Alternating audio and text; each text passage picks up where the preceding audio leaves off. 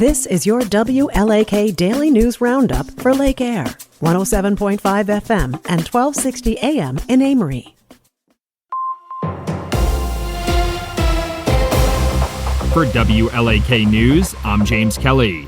One juvenile was killed and another injured in a Polk County UTV crash over the weekend. According to the Polk County Sheriff's Office, authorities responded to the crash in the town of Farmington at around 7 p.m. on Saturday. Their initial investigation found that neither the driver nor passenger were wearing seatbelts when they lost control of the vehicle and rolled into a ditch. The passenger was airlifted from the scene but died as a result of the injuries they sustained. The driver was taken to an area hospital with non-life-threatening injuries. The town of Hayward will begin imposing fines for fire code violations after revisiting its fire protection and inspection ordinance. The town board voted unanimously to approve the additional fines and to give the fire chief and inspectors more authority to enforce it. Under the updated ordinance, building owners with fire code violations could be subject to fines of $10 to $100 per day until the violations are addressed. All of the roughly 225 buildings in the town are inspected twice a year. The Wisconsin Economic Development Corporation is encouraging public schools across the state to submit applications for the Fabrication Laboratories Grant Program. According to a press release, the grant program is meant to support technology, engineering, and math education by providing funding for things like 3D printers and laser engravers. The agency is offering grants of up to $25,000 for individual school districts or $50,000 for districts applying as a group. Applications must be submitted by January 15th.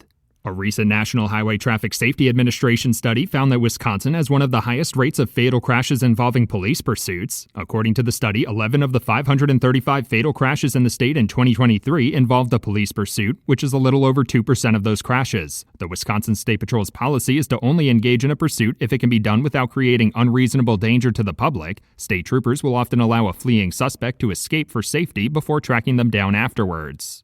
The Duluth Police Department is warning area residents of a financial scam that nearly claimed almost $50,000 last week. Authorities say the scam involves individuals claiming to be from Wells Fargo Bank, calling residents and encouraging them to withdraw cash and overnight ship it to Florida. They say 3 people had fallen for the scam, but around $48,000 was recovered before it was shipped to Florida. The Duluth Police Department is reminding residents that financial institutions will never call to request shipments of cash.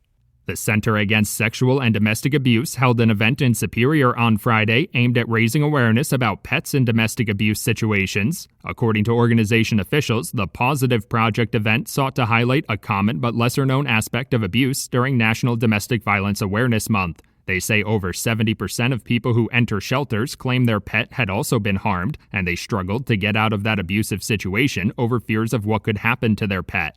The Wisconsin Humane Society says shelters across the state are overwhelmed with cats, and they're looking for community support to manage the uptick. Officials say the Humane Society alone is currently caring for over 1,000 cats across the state, and many individual shelters are struggling to keep up with limited resources. They're asking residents to consider adopting or fostering a cat, volunteering their time to assist at their local shelter, or informing their friends and families of the situation. The Humane Society is also accepting monetary donations. The United Way of Rice Lake will kick off a fundraising campaign this week with the goal of raising over $76,000 by the end of the year. The campaign will launch at the Business After Hours event hosted on Wednesday from 5 p.m. to 7 p.m. by the Rice Lake Chamber of Commerce. The organization's annual Holly Auction, the major fundraising event of the campaign, will be held on December 3rd at Turtleback Golf Center. The funding will go towards supporting local partner agencies providing services like food assistance and mental health support. A pair of Republican lawmakers have introduced new legislation seeking to provide residents and small businesses with disaster relief more quickly. The WISER Act is meant to fill gaps in federal disaster relief funding and would provide grants of up to $25,000 for individuals to cover disaster-related expenses and up to $50,000 to help small businesses with operating expenses. The Department of Military Affairs would administer the program and distribute the funding within 14 days following the submission of an application.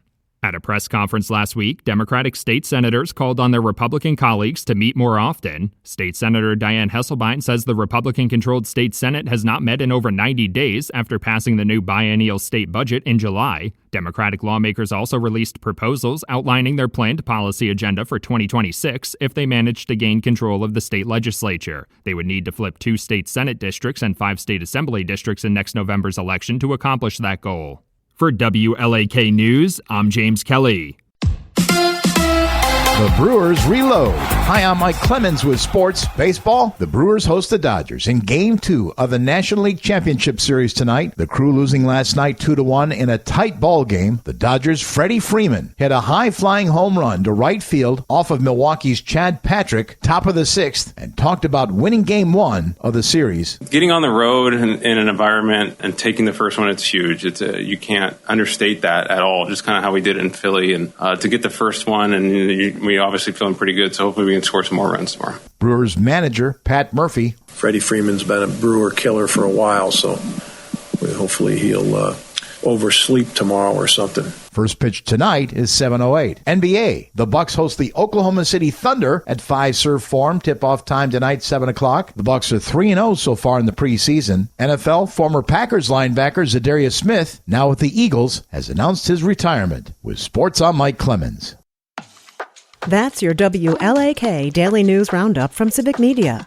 Subscribe to this podcast on Spotify, Apple, or wherever you find your podcasts. Find more news at lakeair.radio.